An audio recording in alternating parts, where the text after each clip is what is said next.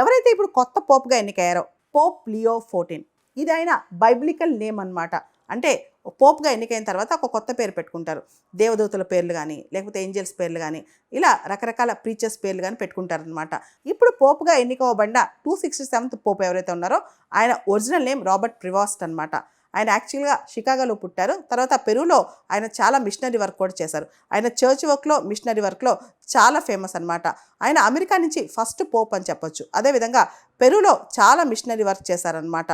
ఈయనకు సంబంధించి కార్డినల్స్ అందరూ కూర్చుని ఈయన ఎలక్ట్ చేశారు. ఈ కొత్త పోప్ లియో 14 ఈయన సెప్టెంబర్ 14, 1955లో షికాగో, అమెరికాలోని షికాగో నగరంలో జన్మించారనమాట. ఆయన సేమ్ సెక్స్ మ్యారేజెస్కి వ్యతిరేకం, డెత్ పెనాల్టీ, యుథనేషియా కూడా వ్యతిరేకం అనమాట. ఈ కొత్త పోప్ లియో 14 డొనాల్డ్ ట్రంప్ యొక్క యాంటీ ఇమిగ్రేషన్ అవుట్లుక్ కూడా వ్యతిరేకం. అంటే ఈయన ఇమిగ్రేషన్ సపోర్ట్ అనమాట.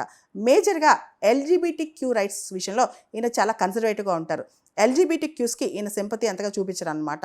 కొత్తగా ఎన్నికైన పోప్ పర్యావరణాన్ని కాపాడటానికి, అదేవిధంగా క్లైమేట్ చేంజ్ వాతావరణ మార్పుకు వ్యతిరేకంగా ప్రపంచవ్యాప్తంగా యాక్షన్ జరుగుతుందో దానికి సపోర్ట్ చేస్తారనమాట.